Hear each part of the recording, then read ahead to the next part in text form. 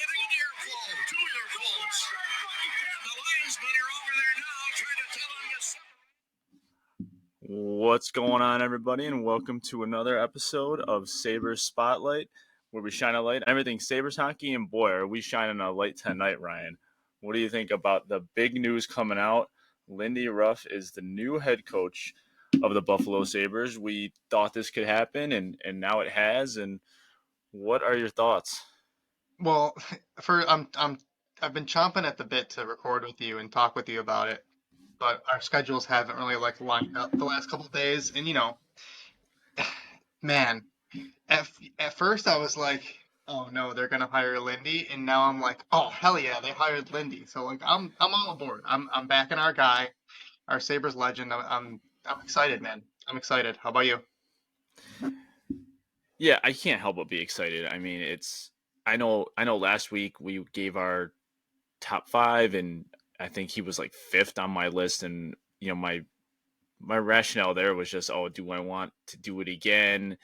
And there's other candidates. I still think that's probably something I would have preferred, but at the end of the day, like, he's here now. I can't change that, and it's Lindy Ruff, man. So like, it's just exciting. Like seeing him walk, like the videos the Sabres are posting, they're working on me. They're totally working on me. Like it's got me hooked, and I'm ready. It just feels good, man. So I can't help but complain about the hire. I am, before we get into more of it, I am curious about your thoughts on, like, when do you think this decision was made? Because the press conference was obviously had. Sure, Adams said he interviewed double digit candidates and whatnot, but do you think he's known for a while that this is where he's wanted to go? Do you think he actually interviewed anybody else? And if so, like, do you believe him when he says it was double digit candidates? Like, what are your thoughts with all that? I think Kevin is being a little sly, and I'm not even saying like this as a bad thing because, in my opinion, like yeah, it's always a good idea to kind of like go out and ask for opinions on your team, but if you have a guy in mind, just go hire that guy. Like other people might think you're like wasting their time by just like interviewing him and being like, oh, what do you think about our team? If they know that you're not going to get hired, like this week, it actually gave me a little bit of perspective this week, not recording for a couple days because I believe I don't remember who said it, but one of the Buffalo reporters was saying that like back when we hired Ralph Kruger, we interviewed Todd McClellan, and he tanked his interview because he knew he wasn't going to get the job. So really, that's just like a waste of time for everybody. And I honestly think that Adams knew he was firing Granado months ago. And if Lindy was his guy, then Lindy was his guy. I do think he talked to people. I think he kind of like, Yeah, hit yeah. phone calls like, hey, let's, what do you think about the X player here? Like, we're just trying to get some advice. But hey, he brought Lindy in, and I'm pretty happy about it. Yeah, I mean, he said, Adam said in his end of season press conference that on firing Granado, like, yeah, this is a decision that I made. He didn't necessarily a long time ago, but he said I didn't make it on the plane ride, home after the last game. So like, I think he's probably known for a while that Granado was going out, and I mean, you'd be a fool to think that him and Lindy didn't talk about things, especially as soon as Lindy was fired. That happened, You mean Don? whenever. Oh, Lindy earlier. No, yeah, when Lindy was fired, and and Yeah, and probably. and, and Kevin Adams knew that, okay, this is a possibility. I mean, by that time, it was far enough along in the season where you'd like to think that Kevin Adams knew, okay, Don was out, we need to get somebody else in. And not that not that Kevin was lazy with the Don hiring, but there was speculation there about how, like, intense of a job search he did then. And not that I think he was lazy now, but again, I'm wondering if, as much as he tried to hype up the job in Buffalo, at the end of the day, like, how much was it really, like, attractive for a lot of these big name coaches? And if he knew he was going to go with Lindy, then it doesn't matter. At the end of the day, it doesn't really matter. Look, they got their guy. It's the guy they wanted. I think it's a good fit. I'm excited for it. But the way he went up, the way he said, just like casually, and thing, like, oh yeah, it's double digits. I'm like, you could just tell he's lying, right? I'm like, just say that you knew it was Lindy. And you didn't really like I don't know. It's just like, dude, everyone can tell that you're lying. Like, come on. It's so funny. Like I do actually think that they did a formal interview with Craig Berube. I'm not sure how much they talked to Gerard Gallant, but like that was the guy that wasn't on either of our lists because I honestly I forgot about that guy. But I do think that he had interest in the job. But I like Kevin probably had some phone conversations, like I said, but like there's no way he like interviewed double digit guys. Like, come on, man. Like, it was really funny to hear him say that. Like Yeah. the beef that's going on right now between him and Elliot Friedman is so funny. Oh my Like gosh. I really don't think those guys like each other, which is like it's so entertaining for me to hear. Like Adam just be like, "Oh, I talked to this many guys," and Elliot's just like, "No, he didn't." Which like isn't like even Elliot said it's not necessarily a bad thing either. But it's so funny. Yeah. Kevin's a funny guy. Yeah. Yeah, it's just weird. It's just like weird. Like I get it. It's a weird thing because like it's sort of bizarre like externally, and you see a lot of that like in the national media. But I just think like if if Kevin Adams knew that Lindy was his guy, like just go ahead and hire him. And is he here right now to get us to the Stanley Cup? Like realistically, is that happening in the next 2 years? Like, no, it's not. He's just here to change the culture. And if they have to do more of an extensive coaching search in a couple years when the foundation is laid and players have hopefully stepped up and the culture is there, then they can do that. I mean, they could always extend Lindy if they wanted to, but there's no denying that he's going to come in and you know transform the building and build the right culture and hopefully bring in the right people alongside him as well. So I'm totally fine with that. And Kevin definitely knew he was the guy. Just kind of shocking news when it all came down at the end of the day. Yeah, like as soon as he said pedigree, I'm like, yeah, I know we discussed other coaches, but like deep down, I was like, he's talking about Lindy. Like he definitely is. Yeah, oh absolutely. Well, we're gonna get into the press conference and some of the things that he said, but it is a 2 year deal, and so they'll obviously continue to pay Donnie Boy on the side. Which, by the way, just real quick before you get in that, I think it's hilarious that Terry and Kevin Adams always call him Donnie. Like it seems so informal. Like, even like when they were, it's like, oh, I relieved Donnie Granado, and then Terry Pagula telling him about like, Donnie Granado was such. I'm like, this sounds so weird saying it like Dude, that. did you notice? Someone pointed out to me, all the time when Alex talks, so they talk about Lindy specifically, and whenever Alex talked about Granado, he'd always be like Donnie, Donnie, Donnie, and then when he was talking about Lindy, he was saying Coach. Yeah, So you can yeah. already tell there's like some kind of like a different level of respect there, Oh yeah. which is good. But yeah, it is really funny when they're like, oh yeah, Donnie Granado. Yeah, it was so funny in in Lindy's press conference when they mentioned Tuck and they asked him like, oh, how do you basically asked him like, oh, how do you feel about some of the players already feeling like they'd be excited, and they referenced Tuck exactly and or specifically, and he goes, that's all fine and dandy. He goes, but they might not be saying that after the first week of practice or whatever. And I was like, "Oh my god, that is such a banger quote." But we'll get into the press conference now. One other thing I wanted to talk about real quick though, I did see, and I forget who it was. I'm sure this was out there a lot, but people were saying like, besides all the bizarreness of it, like if you just had Lindy's resume without the name at the top, you take it 100 times out of 100. Like he's the right guy for the job. He's been there, done that. He's done it with Dallas. He did it with the Sabres. He did it with Jersey, and we'll see if he can do it again here. But we'll get into the press conference here. What you think of the press conference? Were you able to watch it all? Did you take it all in and whatnot? Yeah, first of all, Terry Pagula spoke to the media. What I the know, hell? right? What the fuck? And you can see why he doesn't speak to the media because he's god awful at it. Like it's so painful to watch Terry speak to the media, and it is also like kind of funny how Adams is so like insistent that it wasn't a nostalgia hire, which I also don't think it's a nostalgia hire. But Terry just listed like all of his accomplishments with the Sabres when he was like talking about them, just feeding into the nostalgia, and it was hitting me right in the feels.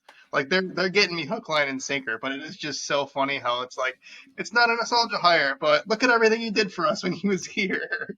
Oh yeah, absolutely. I mean, it is and it isn't. I mean, who's most excited is like my like generation of like my dad, like that age Oh, group.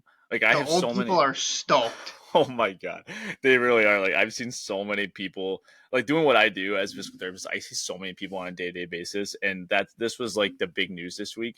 And like every like middle aged man that came was just so hyped this week, just like Lindy's back, let's go. Like, That was which their goal, man. Besides, like Lindy being a great coach, like they got to be so pumped to like at least get casuals back in the beginning. yeah. Because I we're gonna get into off-season stuff like in the next coming weeks, but I am saying it right now, and this will probably be awful once the Sabres finish with 86 points next year. But I think they're gonna be a playoff team next year with Lindy, dude. I really do. Yeah, I mean, it doesn't take it's not going to take much. Like there's small tweaks that they need, and that stuff we'll talk about this off season. The roster is by no means complete, but with him at the helm, you'd like to think I mean, they certainly have a better chance going into it than another year of Donnie Boy. But yeah, so we'll get into some of Yeah. the What else? things What that did you find? Lindy talked about here. What did you find interesting about Lindy and just the way he handled the media? Because I thought it was comedic some of the things that he was saying in the media already. I love the guy. He's so funny. Yeah, I thought he was pretty good. Like as far as like his demeanor throughout the whole press conference, like it didn't seem it didn't seem like he was like trying to be like a hard ass or anything. Like, oh, I'm like, because that would have been off putting for sure for the players. Like, as much as that's probably gonna happen to a degree, like I think he also understands like this is a young team, so you can't just like come in like guns blazing. And he talked about the importance of building relationships with the players and having relationships with the coaches and things. So I think the way he answered questions was good because it was like there was a lot of directness, and I felt what I felt the most was like I felt like I was getting good information. Like so many times I've watched like interviews with Don this year, and I've made fun of him so many times this year of like he says the same things like, oh, the we gotta pick up the compete, or we gotta just like the psyche is better, but we're not getting the results, and we got like there was no like meat there was no content there was nothing I could like learn from. And with Lindy, it was very his answers to the questions were very specific. It was he has a plan, he knows what he's doing, and it felt reassuring, which is good. So I mean, he was great with the media. He's not a stranger to this, so it was nice. You could tell he felt comfortable because he had familiarity with some of the reporters and whatnot. So to me, it was a good press conference. I don't know what you thought. Dude, it was great, and it also exemplified how over the years Lindy may have evolved as a coach. Because when people think like when you're like your parents or like the older generation or even us think of Lindy Ruff, they think like hard nosed, like he's gonna like the things that we want. He's gonna instill some accountability and he's gonna teach the players that there are consequences to playing poorly. But also in his answers, he did demonstrate that like you can't coach every single player the same exact way. Like you got to coddle some guys and you got to be hard on some guys. Like I think coming away from the press conference, one guy that I think he's going to be super hard on specifically, and it'll be beneficial is Dylan Cousins because I think Dylan Cousins is the type of personality that needs that like extra little kick in the ass. And he's not Oh, going to coach Dylan absolutely. Cousins the same way he's going to coach like Darlene or like a Power or something. Yeah. So he being in the game for so long, he's going to know how to like walk that line with these guys, and that's really exciting to me.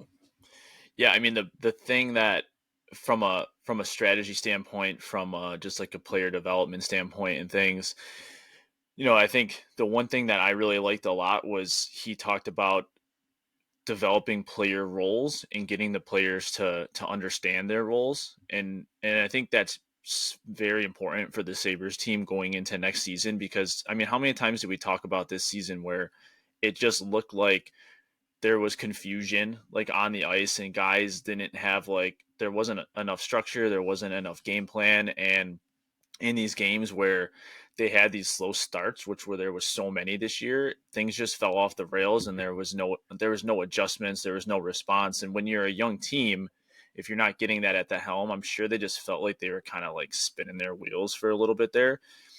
So it's important that he sees that, and he's done that his whole career. But for these guys too, it's got to be somewhat relieving to them to just be like, hey, I'm gonna be told this is what I need to do, this is how I'm gonna help the team win. And that was the thing that I love so much, is that he's just talked about like kind of like your 1%, like just do your job, and if you do your job, we're going to get results, and the results is going to make you believe in what you're doing, and then you're going to do it even better. So him talking about, again, having special player roles like you were saying, I think is going to be very helpful for this young team as they go forward. Good point. That's a great point. And dude, he even nerded out a little bit. Like Lindy was citing expected goals. He's talking about like which numbers that like he can look at from the nerds to tell him like, this pair might be good at like shot suppression, but they're not necessarily good at like canceling neutral like zone entries. And I'm like, holy shit, man. Yeah. Lindy is like such a student of the game still at 64 years old. So man, he's going to come in motivated, I think, too, and that he's going to use all the tools in the toolbook to optimize our lineup and get the players that he needs to win. Were you surprised a little bit at that answer, the analytics question? So no, dude, because I think Lindy is a smart guy, and I know New Jersey has like a pretty like vamped up like analytics department. I didn't know that like Lindy was involved in all that Yeah. because like I guess I was a little surprised at the same time, even though like Lindy is a student of the game because he's just so old. And you don't think like the older coaches are open to that kind of thing, but it sounds like he is. And man, we talked about lineup optimization all year long, and if we're gonna get lineup optimization, that's gonna be great.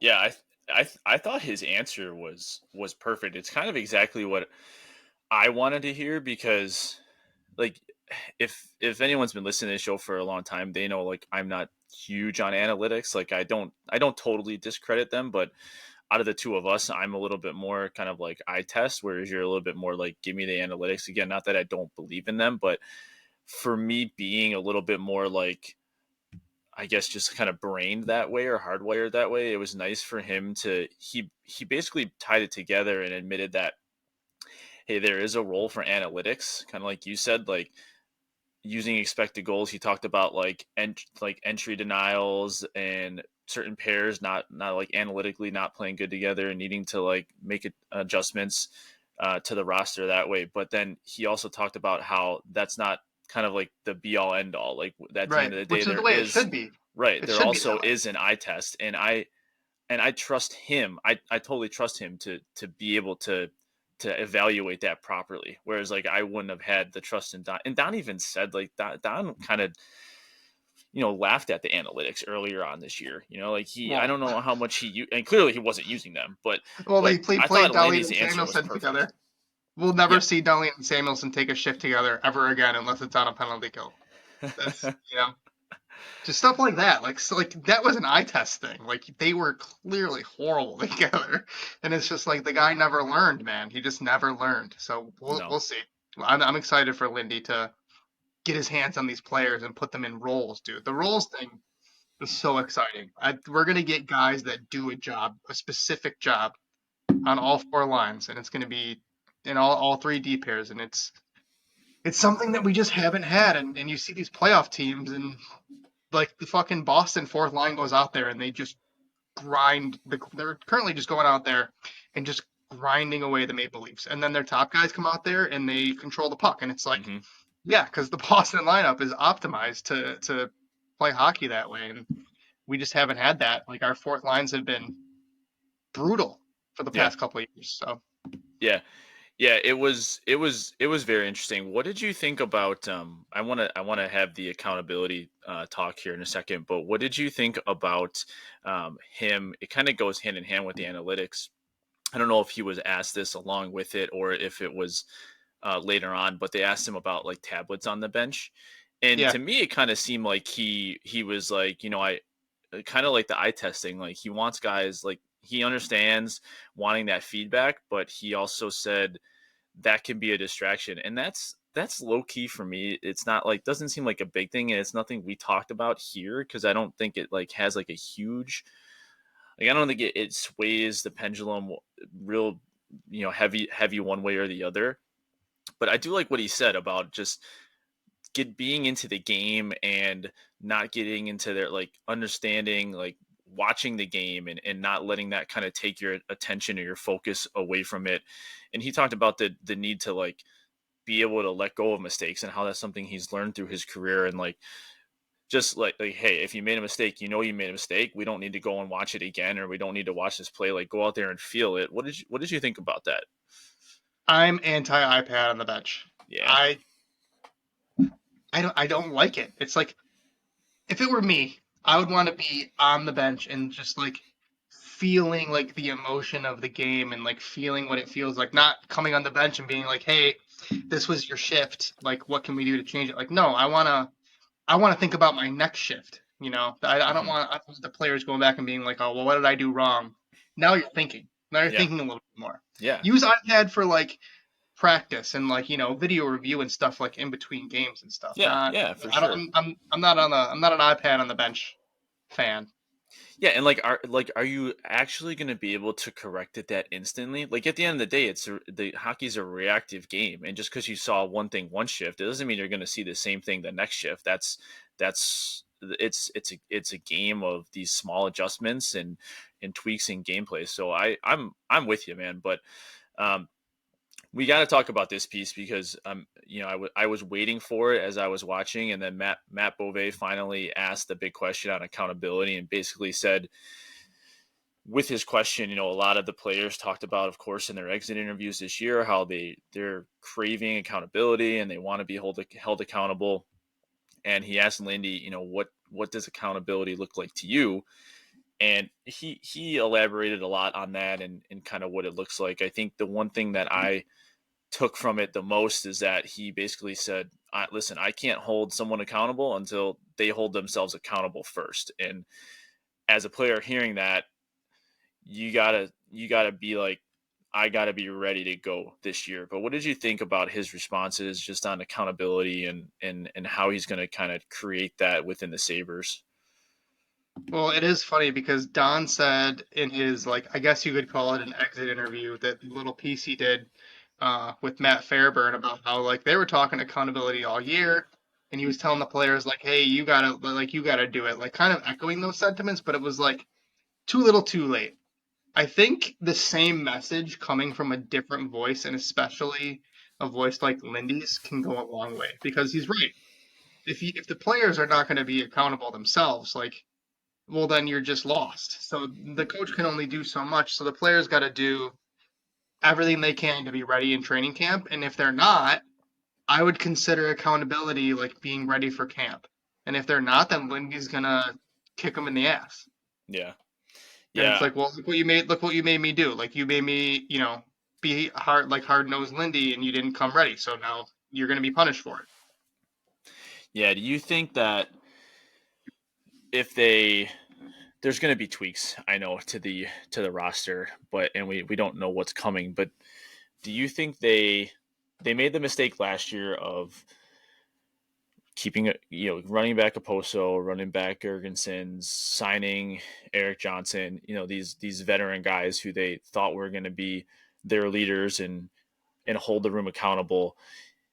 Say they don't make as many moves this offseason as we're hoping for, and that's not even a ton, like maybe just a couple key signings here and there, or move a piece.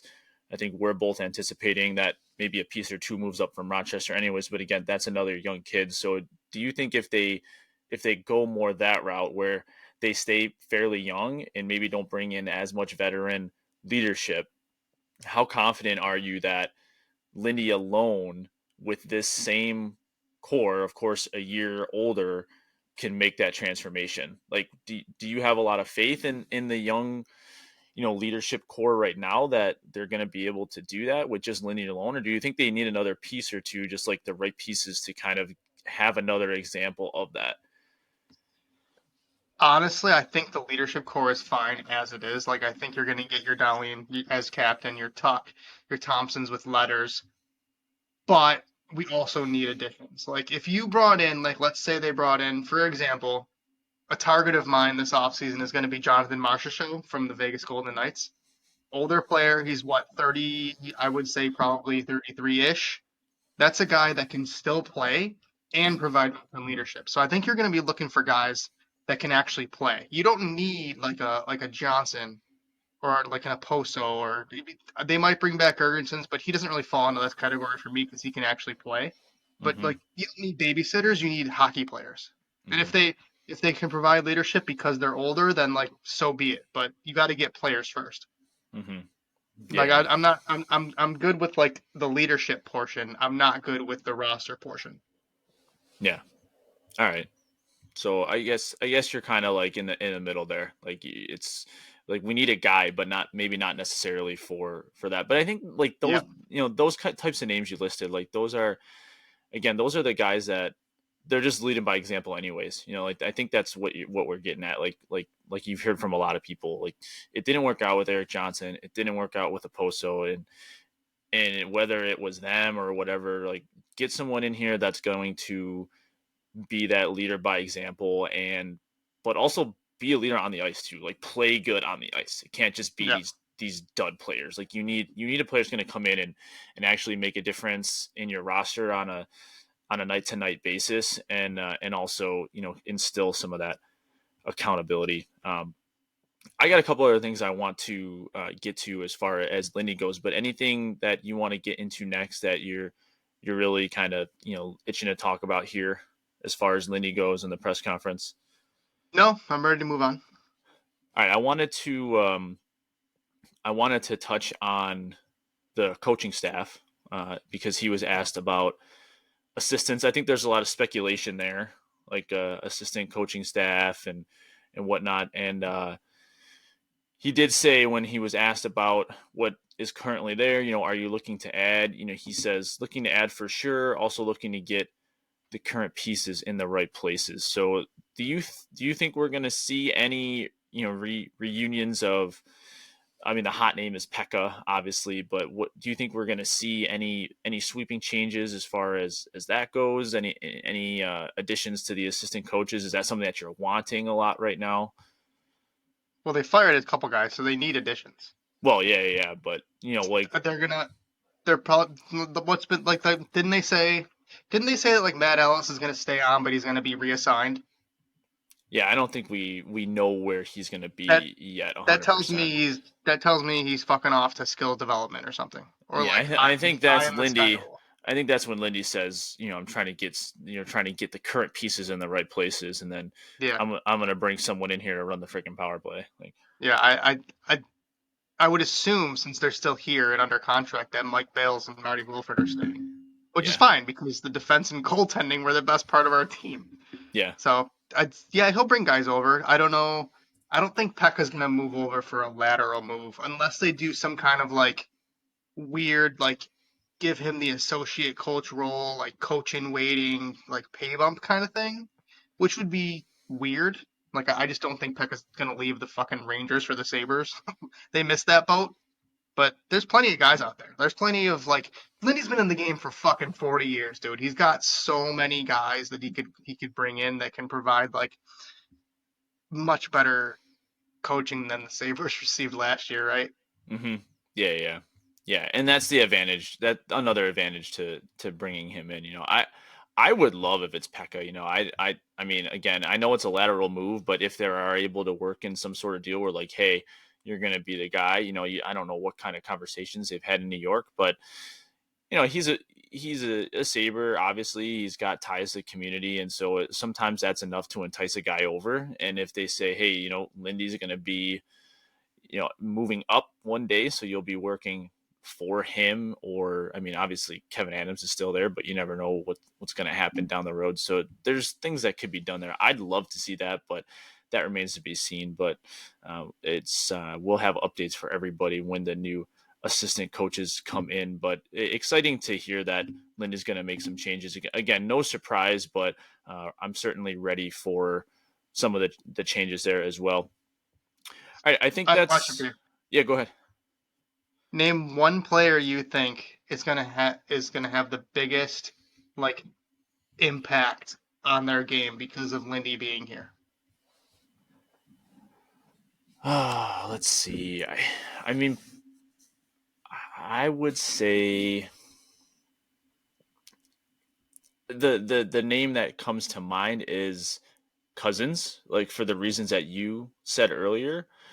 But I think Power too. I think Darlene at this point kind of coaches himself. Like you don't need. I mean, obviously there's still things that he can work on there, but I think Power is again not that I need him hitting a whole bunch, but I'd love to see that a little bit more, just a little bit more aggression out of him, and I think Lindy can bring that out. To me, I just think Lindy's going to see this just mammoth of a dude that's young, that was a prior number one pick, that he's going to want to just turn into this awesome defender. And I'm already happy with where Power is, but Lindy talked about he talked about what his successes are in terms of winning, like what he thinks makes a successful organization. And in first was goaltending. He said that's the number one thing that you have to have. And he gave props to UPL. He gave props to Levi.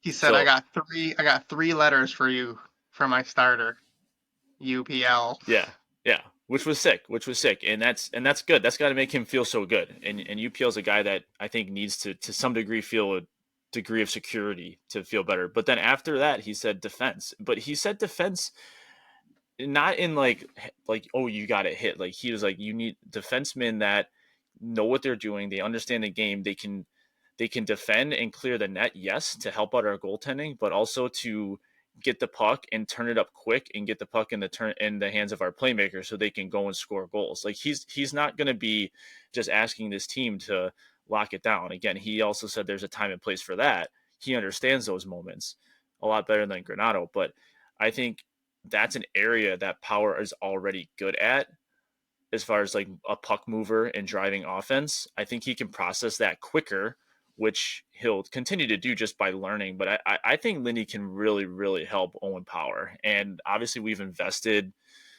$8 million a year in him, whatever it is. So I'm kind of excited for that opportunity over the next 6 or 7 years. Me too. Power's a good choice. Yeah, I mean, the forward group I think is going to be fine. I'm Tage again. Like, how's he going to help Tage? Just I mean, like Tage Not is break who his he is. hand. Don't have a broken hand. Yeah, like Tage is who he is. We said we think Tage is going to be fine. Paterka, like Quinn, these are third year guys that again, how is he going to help those Dude, guys? I'm just thinking about the forwards because you said it. I am so excited for Landy to get his fucking grubby hands on Zach Benson. Oh my lord.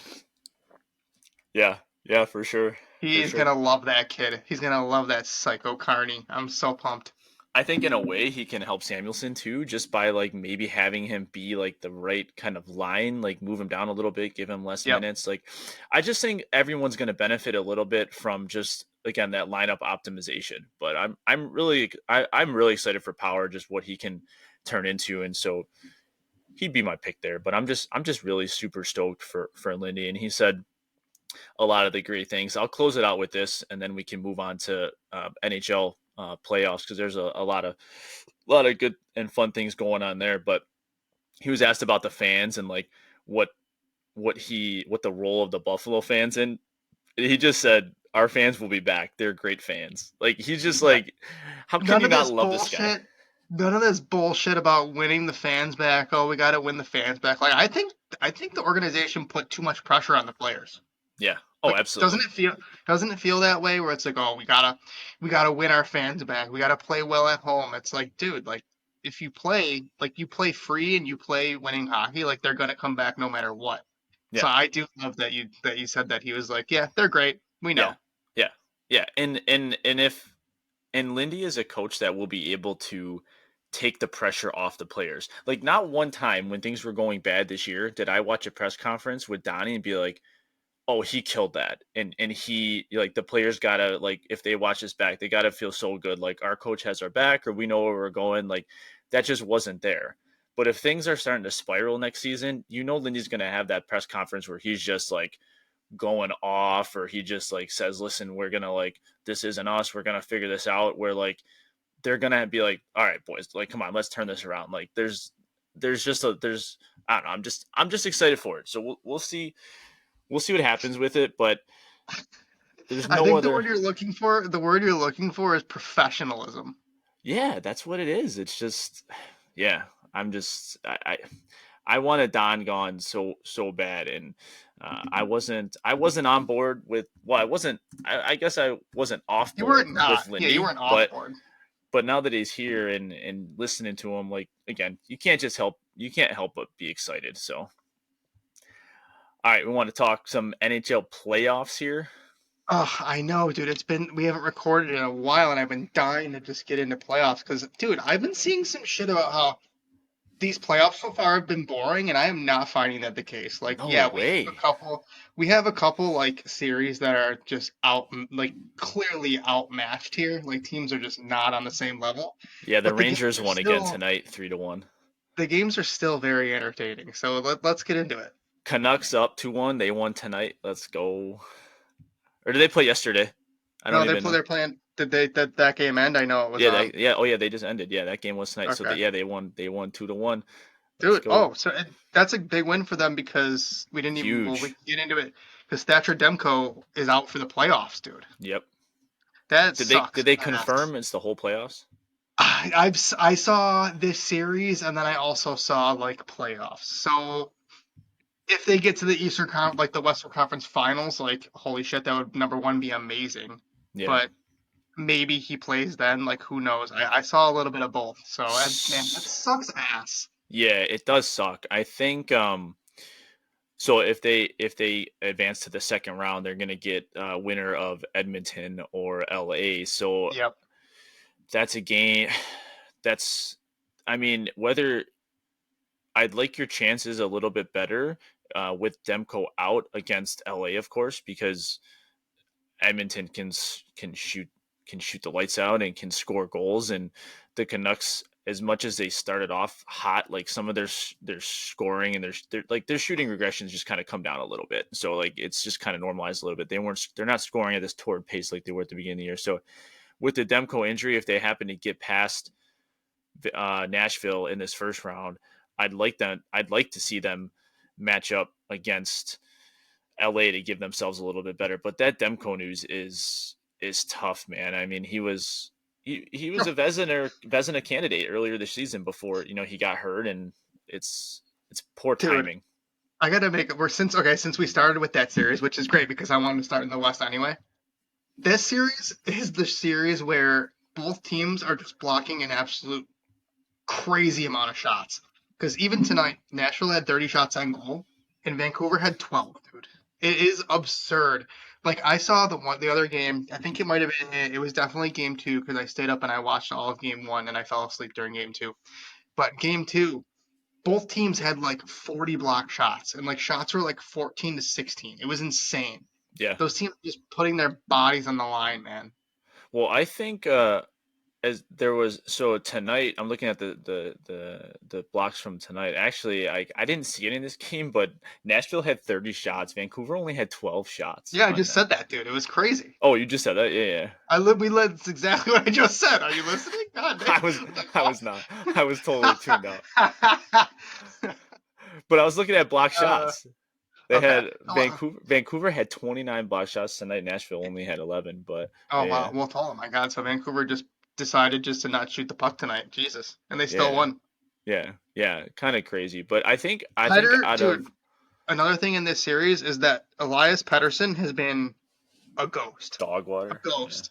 There's a lot of people coming at Elias Pettersson online. He has been terrible. There was one screen. There was one time in game two he had a wide open net from his side on the circle on the power play. Like the net was literally wide open and he missed the net, and it's like, man, what is wrong with this guy? There's no reason for it either. Like No, I mean, like he just signed the extension. He's there. It's not like he's unhappy, or else he wouldn't have signed that long term deal, whatever it was, the 8-year deal. So I don't. I've heard that as well. I don't know why. It doesn't make much sense. But I think out of all of the first round series, I think this one is the one that's going to go 7.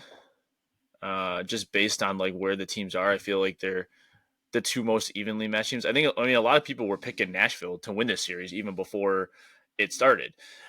So I could see this one going 7 for sure. It's especially with that Demko injury. What else you want to get into something else on the West here? You said you yeah. wanted to do that side first.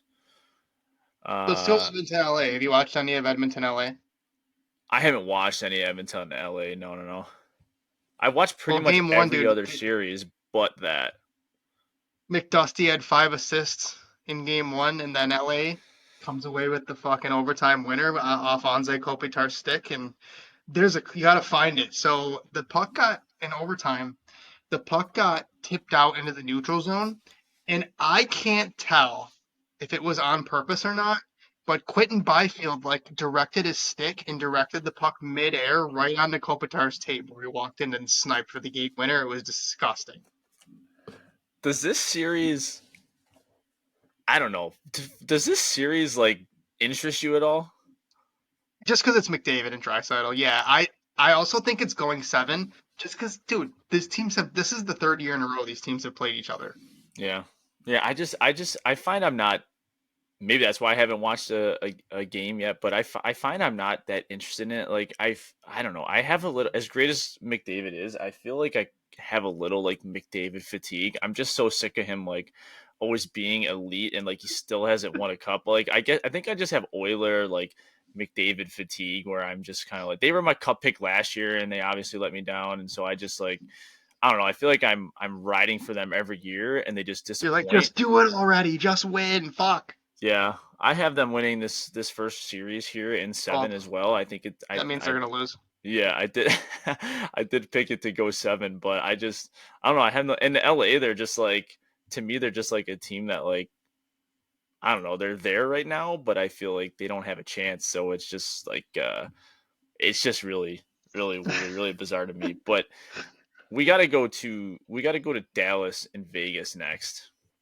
Oh my god, dude. I think we got Poor before we get into Dallas. the series, we got to talk Poor about Dallas. Mark Stone coming Oh, back. oh my god. Dude, it's bullshit. I don't It care that it it's honestly with pisses me off, man. I don't care. I don't care that it's within the rules, blah blah. Every team has an opportunity to do this. Shut up. Shut up. That's what you said a month ago though when we talked Yeah, about this. well now I hate it because it's Vegas and I hate them. I don't care. It is insane.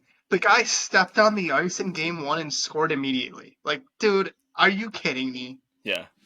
What's annoying about it is that nobody wants to take a stand against Vegas like nationally because they don't want Oh, to like yeah. step on toes. So everyone just says the same thing of like, "Oh, well, they're not breaking any rules." And I'm thinking to myself, I'm like, if the rules are gonna probably change next year because of something you've done 2 years in a row. They can't change until the CBA expires, and I don't think the CBA expires until 2027. Okay, so in whatever in 2027, the next time they have the opportunity to change rules, if they're gonna make a rule change because of you specifically, you're probably doing something that you shouldn't be doing. You know, like, it just doesn't make sense. And all I hear everywhere, well, I will say Biz calls them out a little bit on Spit and Chicklets, but other than that, it's like everyone's just like, "Oh my god, these guys are geniuses," and I'm like, dude, I'm like, come on, this is like clearly like evasion of the rules, and I'm just like, They're like, it's oh yeah, so frustrating. Mark Stone sliced his, ruptured his, like, what the fuck? I don't even Yeah, know come what he on, did. he And ruptured they're his like, spleen, but he couldn't play until mid-April. game 1 of the playoffs. Like, okay, let's talk about like what you would do if they amend the rule because I've seen a lot of suggestions. I think that if you're on LTIR during game 82 of the regular season, that you should have to miss the first round of the playoffs no matter what. So that's a fine suggestion. Let me go back to this though. They have this rule in place for what reason? So you can't So just LTIR is a way for teams to bank cap space like during the year. right. So at the trade deadline, you're not like we can't make any moves because we don't have cap space. Like it's just a way for teams to add at the deadline. Is it just for the fact of like, oh, if a team gets like devastated with injuries, like okay, like you can sign guys, you're obviously going to need guys, and you're not taking a hit with that cap space because they're not like that. Is that why the rule is there? Yeah. So Stone's got like what his was like a $10 million hit, and it just goes away until they activate him. And since there's no salary cap in the playoffs, they can just activate him. Yeah, and is there currently a limit on LTIR? Like, can you only have like two guys on it or three guys? No, it's unlimited. Yeah, I mean, I, I guess that's a good proposal. I don't know. Just thinking Like about it right now, like spur of the moment, what else you could have just? should your team be cap compliant in the playoffs? Should there be like a playoff cap? Because right now there's none. So like the Vegas Golden Knights are like 15 million over the cap. Yeah, yeah. I mean, absolutely, right? I mean that would be because essentially what they're doing now is just circumventing that, you know. So like they have in theory a more. I mean, baseball has like a luxury tax, you know, like but like that. So you can spend as much as you want. You could be over the cap, but you get hit with this luxury tax, which doesn't do anything because look at the state of baseball. I mean, it's just whoever wants to spend the most money and whoever has the most money just wins every single year. So I don't know. It's one of those things that's tough, or else you have to do like you can roster your roster that meets the salary cap, right? So if you have to adjust your roster series to series to be compliant, then hey, you know what, Stone, you're out for this series. But if you want to play next series and you want to make modifications for round two, then maybe Thomas Hurdle has to sit and Stone's back in because we think that's a better matchup and that's what we have to do to be cap compliant. So I don't know. That's just there's options there, I guess, but you Honestly, can't just dude, get at this away. point, You can't just get abolish the salary cap once the playoff starts. Like, at this why? point, I'm open to the NHL like switching from a hard cap to a soft cap, like the NBA. Yeah, It I would help mean, the players. It would help the owners. Everyone wins. Oh, I think it's a mess right now, and it makes the league look stupid. Like yeah, when oh when yeah, Tampa did it with Kucherov and a bunch of other players, and they won the cup. They literally printed shirts that said 20 million over the cap, and they wore them at the cup parade. So like they're just rubbing the league's faces in it, you know. and that was what year again? 19. I won the well, how long ago did Tampa Bay win the Stanley Cup? I have no idea. Like So I 22, mean, 21. I have no idea. so two, so you could say two, maybe two out of the last five, or 40% of your last, five cup years were won by essentially illegitimate rosters, right, over Well, the it cap. started with Kane. It started with Kane a couple years ago with Chicago because he did this. He sat out all year, and then game one of the playoffs, he was just ready to go, and they won the cup. So it started with him, and after that, the Blackhawks actually pitched to the league, "Hey, we should change this," and the league said no. And from then on, no one wants to change it. So it's like, what are we doing here? Like I think publicly teams are like, oh yeah, this is totally fine, but I think privately they're like, this is not fine. Yeah, yeah, we'll see what happens, but I have a big problem with it, and we can get into the series here a little bit more. I'm actually going to we mentioned it last week on the show, our NHL bracket pool. I'm going to bring up my bracket here now. So if you're watching on YouTube or on Spotify and you can see the video, you'll be able to see it. And we'll get in. We'll show your bracket in a little bit here too, Ryan. But I'm gonna bring mine up while we talk about some of these other series. And let me see if I can just share this in a second. But we'll pick on Vegas. We'll stay on Vegas, Dallas. What do you think about the series right now? Obviously, Vegas is up 2-0. They have a huge advantage right now. Is Dallas done? Do they still have They're a not done. chance? What do you think? They're not done. They're not Yeah. done. Dallas is not done. As soon as they hopefully steal a game in Vegas here, the series is back on. But Yeah. Vegas is just so good. Like, how shitty is it that Dallas was 1 point away from the President's Trophy and ended up playing Vegas in the first round? Like, that sucks, man. Yeah, yeah. Well, and like you said, it wasn't. They didn't even know until the last game 82, as far as And like like, the Ottinger's matchup been a goes. little shaky. Ottinger's been shaky, and Vegas is just locking him down with those big defenders and Stone being in the lineup. So I want Dallas to move on because Dallas is my cup winner. Yeah, But and if you're watching, you can uh, see my bracket up on the screen here. This, and I also have Dallas, which is crazy. We didn't even know this until we talked about it a couple days ago. But we each picked Dallas as the cup winner. So yeah, they're definitely not not done. Like I could see them. There's been wacky series before where like every road team wins and it's just like, so I could see Dallas going back to Vegas and stealing a couple wins and then coming back home. The reason I picked them is because I love their mix. I like their consistency this year, but I love their mix of vet guys and young players. Like you got like a Wyatt Johnston, you got Logan Stankoven. Like you have these young pieces. Robertson's like been peaking lately. Like Marchman, all these guys. Like it's just such a good mix of old and young. Kind of what I want the Sabres to kind of transform into, over the next few years. And I like that as far as like making a deep run. And yeah, so I don't think they're done. I don't think they're done yet. I hope they're not done because my bracket yeah, needs them me to too. be alive still. But the crazier series is this Jets and Avalanche series. Round one is just nuts. Game one was crazy, and It this, was awesome. It was awesome. I mean, what they Hellebuck's let in, however many goals. The scoring has just been torrid. But what do you think about this? The way this has started here. Both goalies, man, it's weird. Hellebuck is like a lockdown Vezina winner this year, and he's been terrible. And the Avalanche have Gorgiev, oh A my Georgiev god, problem. Who's in net tonight? Because they're playing right now.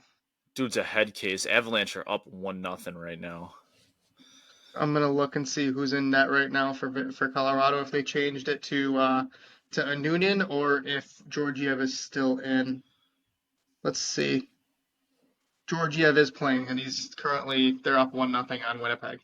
But man, this game's been fun. If you want to stay up late and watch hockey, and you're like Matt and you don't give a fuck about Connor McDavid, stay up and watch the Jets and Avalanche series because it's been a lot of fun, like peak hockey. Yeah, I mean, and shout out to Pete DeBoer for sticking with Georgiev. I mean, in game two, and like he did bounce back and played a good game, and they won that game. I just think the dude's a little bit like, I don't know, like game one, he looked like a deer in the headlights, and playoff hockey is just different, man. So I don't know, he's been up and down all year, so he's got to play good. I don't know if Colorado is going to be able to keep scoring like that against Hellebuck. Like he's had a couple shaky games, but he's probably going to win the Vezina for a reason. So if that continues to be the way that this series plays, I kind of have Winnipeg getting past Colorado there. But Yep. Colorado's dangerous, man. Like they can those, even though they're so top heavy, they can. Those top guys are so damn good. It's incredible to watch. Even like Rantanen's been a little bit invisible, but McKinnon and Makar are just driving everything right now. They're impossible to stop. We can go through the East a little bit quicker here, and then we'll pull your Yep. bracket up. Because But the East sucked. I hate every yeah, team in this fucking bracket. yeah, Rangers. You think they're just gonna That's a end sweep. up sweeping? Yeah, they're Yep. already up They're up three 3-0. We one. don't even have to spend any time in this series. No, The I'm not Rangers spending got a time in the bye. series. The Rangers got a bye to the second round, dude. The Capitals are horrific. I wish I The Blues, picked a sweep. I gave the Capitals one game. I did not give the Islanders a game, so I picked this lower part of the bracket here. I think is just going to end up. It's going to be Carolina and Rangers. That'll probably be decided within a few days. that's going to be a doozy second round. I can't wait because like there's no chance the Islanders come back, and there's no chance that the Capitals come back. Like, yeah, we've seen like crazy comebacks historically, but these two teams are done. Yeah, absolutely. So we'll look for them to go into the second round, and then you can see my bracket here. Not feeling too great about my Tampa Bay Lightning pick right now over the Florida Panthers. Not a huge hit for me, anyways, as I have Boston going a lot farther than that, anyways, and I have Boston beating Toronto, which I have them winning in 5 games. So I'm not giving Toronto much of a chance in that series there. I'm going to switch over to your bracket here so we can take a peek at that. But you could start with any of those series you want to talk about first. Battle of Florida has been so good. Like, yeah, you're Oh, right. dude, it's been so good. You're right. Like Florida, that's another sweep opportunity, dude. Like, who thought the Tampa Bay Lightning were going to get swept? But Florida is just instant, like pushing their will on the Tampa Bay Lightning. And I got to be honest, man. If this ends in a sweep for Tampa, they're going to be a team that I think that other teams should start circling the waters and go after some of their guys. Like if they want to like start changing up the mix in their roster a little bit, that's a team that I would want the Sabres to go after and say, hey, like let's give me a there's like a 0.0005% chance that Anthony Cirelli like ever shook free Oh, in Tampa Cirelli's Bay. so nice. But you gotta ask. You gotta ask. That is the perfect 3C right there. Or Stamkos. Dude, we're making a run at Stamkos. I'm calling like we're gonna try. I know we're gonna He looks good still. we're gonna try. I know we are because I don't think he's gonna stay. His goal in the last game, or the I think he scored a couple goals in this series already, but I think it was in game two or game three, I can't remember, that he ended up tying it, or he scored. I think they were down 3-1, and he scored the second goal with there was only like 10 seconds left, so they were kind of already done. But they roofed it. He roofed it, just like it was a great shot. I mean, he's looked good. I mean, that's a player I'd love to see next year. You picked. I got your bracket up here, so you picked Florida winning 4-2. So looking like pretty safe with the Florida pick there. And then we both have Boston going on to beat Toronto. No surprise Yeah. on the Sabres You want to bracket. talk? You want to talk the series, or do you want to talk about what's going on with William Nylander? Oh, William Nylander, dude, come on. It's the weirdest thing I've ever seen. I I don't know, like I feel for him because if the migraine thing is true, like I mean, migraines are no joke. Like they're debilitating, but he's skating and talking to media, so I don't understand what's happening here. I don't. I feel bad for the guy and I feel bad for the team, Yeah, but if he's yeah. good to play, he's got to play. Yeah, well, this is what I said on our Twitter. I posted about this. Like, this is where I have a problem with the NHL not giving us more information. It kind of does these guys a disservice because, again, I don't need like extra reports or MRIs or stuff like that. But just give me something, Otherwise, it's just left to speculation and people can go wild with it. And that's kind of what's happening with Nylander. Like, and when you watch this press conference, this little interview that he had today, what bothered me was just like he doesn't look visually like anything's bothering him, and he's kind of like smirking in the interview when asking about playing, and it doesn't seem like anything's wrong, whether that is or not. And he's not giving you any information. He's being vague. So if you watch it, and there's a lot of comments too from Leafs fans, like, what the hell's going on here? Like, people are pissed, and it's like, I don't know if to be mad at him, like, what's going on? Is there something going on behind the scenes? Kind of hard to imagine that that's the case. They just paid him. So, like, I don't understand. There's nothing contract there. So if it's not that, and he is just having these migraines, like, just come out and say it. I don't know. It's kind of like team doing a disservice, but also the league just having these dumb rules about how we can't know anything about any of these guys, and information that's available just being so vague. But I feel like Nylander himself, like as a person, and the Leafs would like get some sympathy if they were just like he can't play because we don't know. Like we don't know what's going on. Like I think Elliot Friedman said that he was like throwing up the other day and like they have no clue what's going on. yeah, There's no that's what I'm concussion saying. system. There's no concussion symptoms or anything like that. So it's kind of scary. Like for him to be like, "Hey, I'm fine except when I'm not and I don't know why." God, that's horrifying. Yeah, but that information been made available? Like, I think it's at this No, point it's not from the still. team. Not from the team. It's just Elliot just like digging. Yeah. So, like, I mean, I try and put myself in our shoes where, like, if it was Tage or Darlene, like, say we finally made it to the playoffs in 2035, and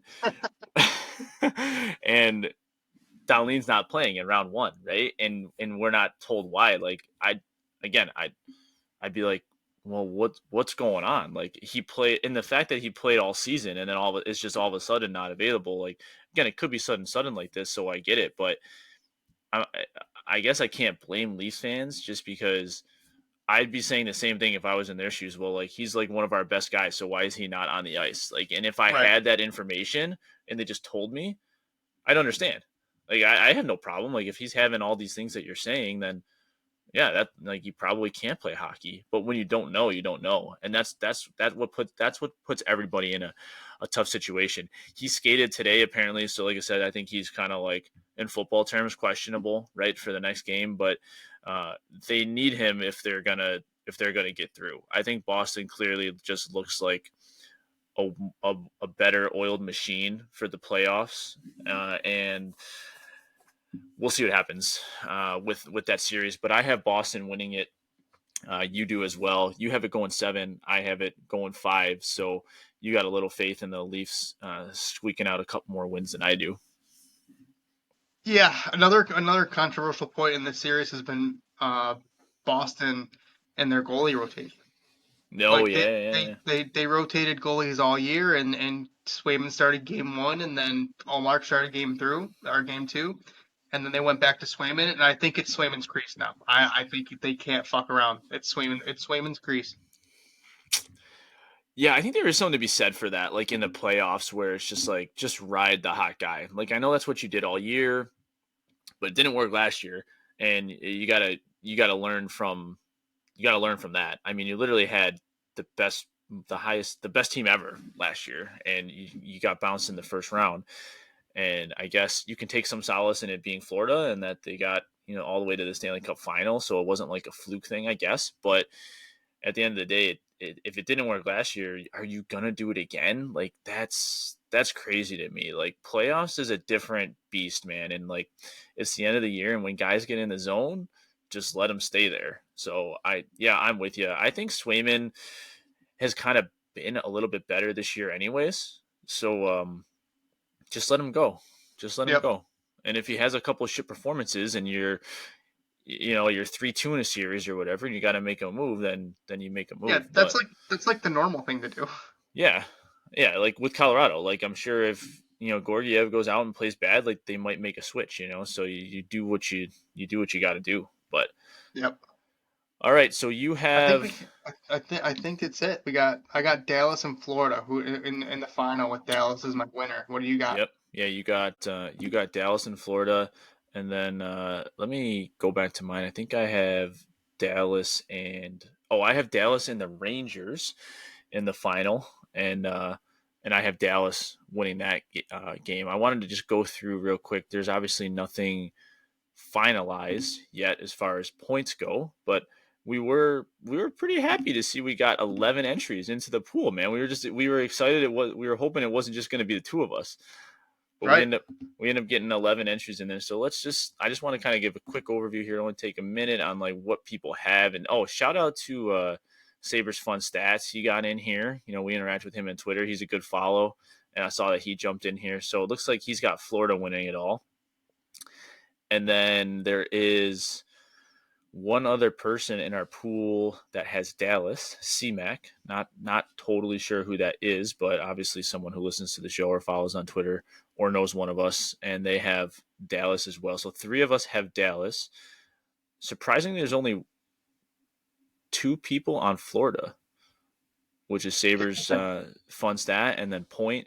And then we got a couple Oilers in here and a couple Rangers. All right. Actually, I like some there's variety. there's three teams with the Rangers. Yep.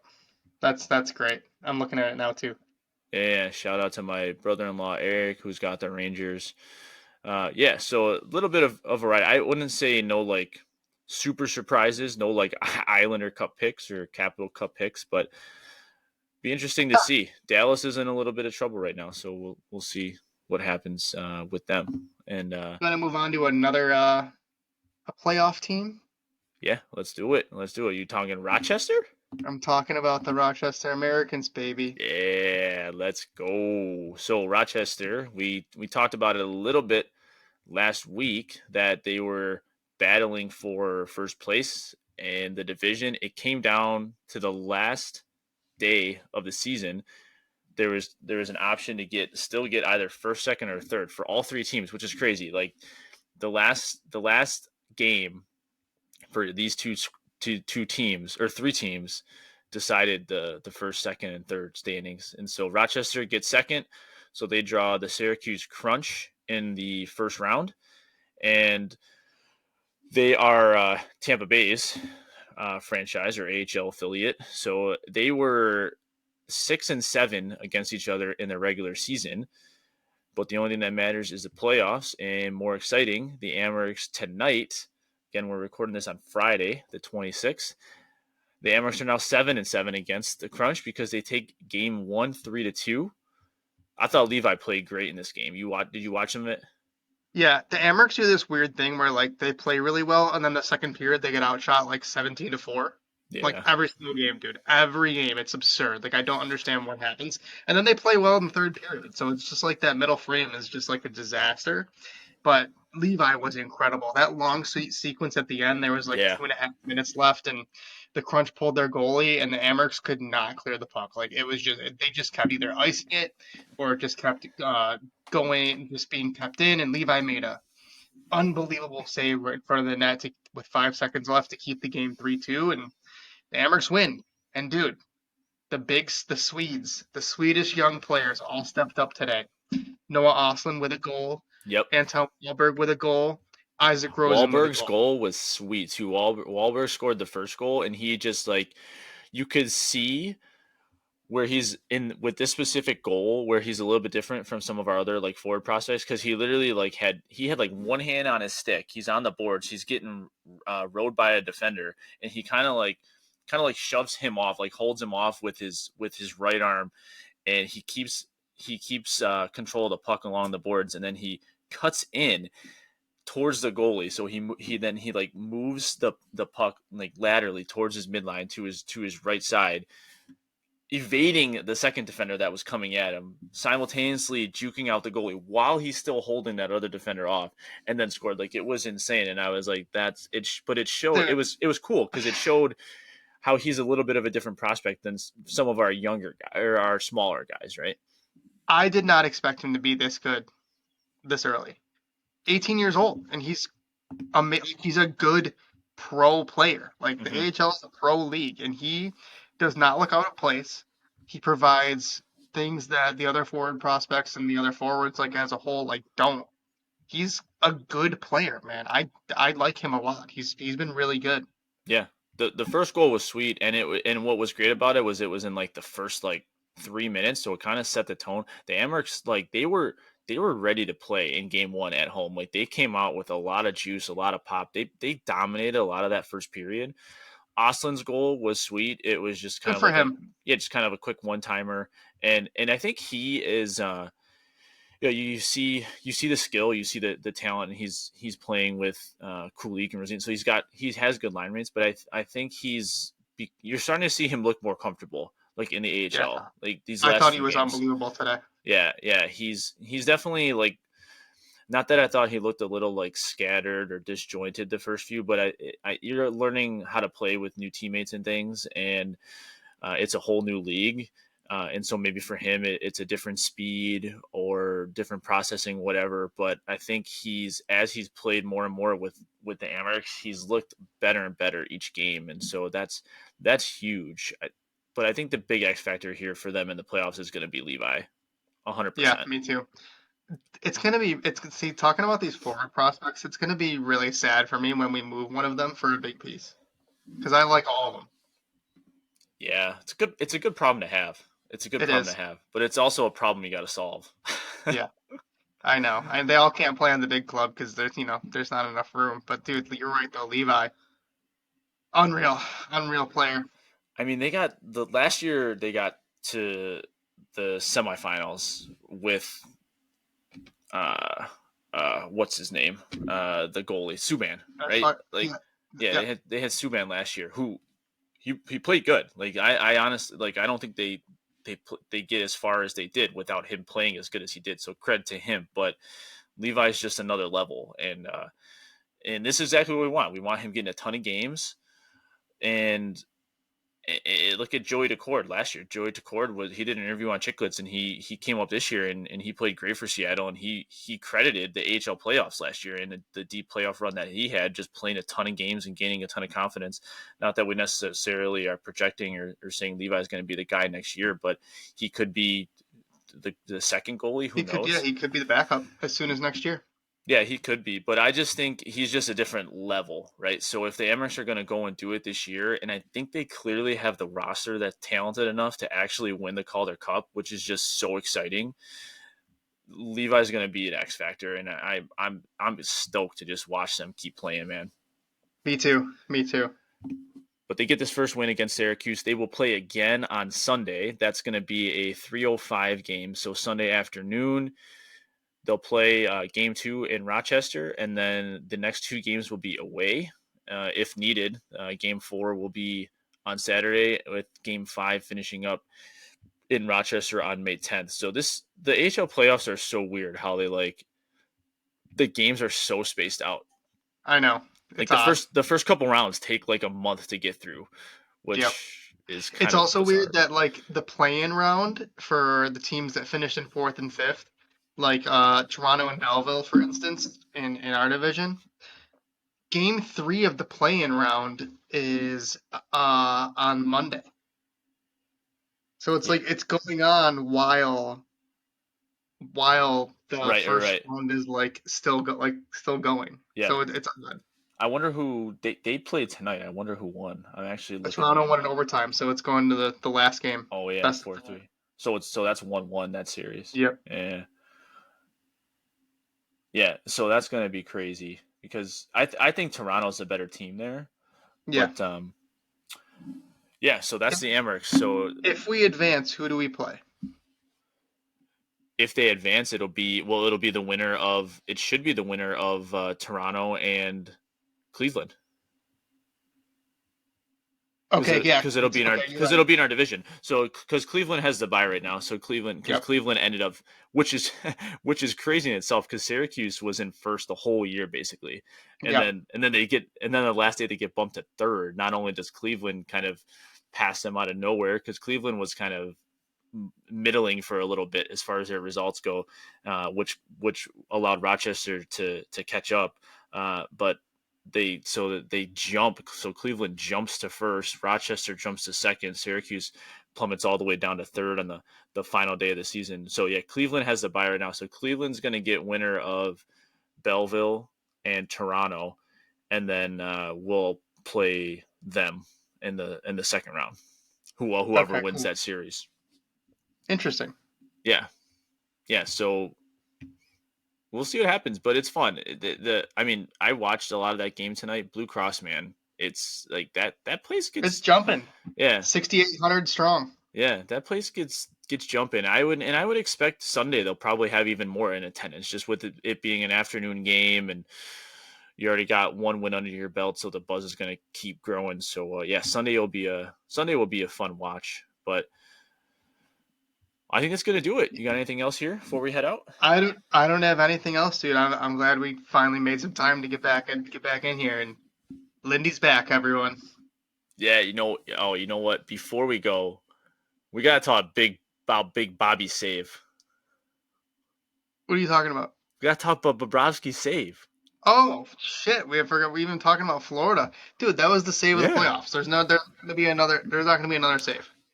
That was like that. It was insane. It was ridiculous. Crazy. I jumped out of my seat downstairs and I screamed, and my wife texted me, "Is everything okay?" Yeah. It was insane. I started listening to this new you'll probably know this guy. I started listening to this new podcast a week ago, and there's this guy on Darren Pang. Former goalie. He's like a short guy. He did national games and he was on the St. Louis Blues broadcast. Okay, was he any good? No, he was like 5'6". So he wasn't a great goalie. No, because he was so tiny. All right, but like, so I've been listening to this show. It's just like NHL at the rink. It's pretty cool. I've only listened to a couple shows, but they were talking about the Bobrovsky save, and it was kind of cool hearing a goalie talk about it because talked about he goes on this like 2-3 minute rant about how like in that moment what Bobrovsky is processing about how it is reactive, but he has to process when the puck goes over and he sees the open net, like where his defender is and where he's thinking that puck's going to be, whether it's going to Yeah, be on the ice or whether he thinks it's going to be in the middle of the net.